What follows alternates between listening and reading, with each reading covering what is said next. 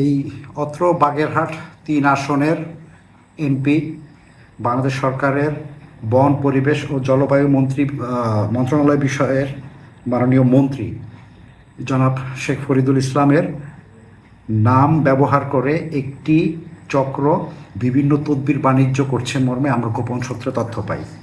তথ্যের ভিত্তিতে আমরা বেশ কিছু সাক্ষ্য প্রমাণ সংগ্রহ করে আসামিদের শনাক্ত করি এবং শনাক্ত শেষে আজকে বিশেষ অভিযান পরিচালনা করে ঘটনার সাথে জড়িত মূল আসামি টুকু শেখকে আমরা গ্রেফতার করি।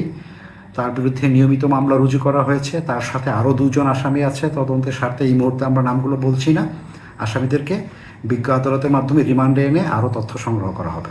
আসামিদের কাছ থেকে মাননীয় মন্ত্রীর নাম সম্বলিত একটি সিল পেয়েছি এবং তারা যে বিভিন্ন অফিসে করেছেন, তদবির করেছেন, সেই সংক্রান্ত কিছু আমরা ছবি পেয়েছি যে তার এই সিল ব্যবহার করে স্বাক্ষর দিয়ে, জাল স্বাক্ষর দিয়ে যে বিভিন্ন অফিসে তারা যে তদবির বাণিজ্য করেছে সেই সংক্রান্ত কিছু ছবি আমরা পেয়েছি।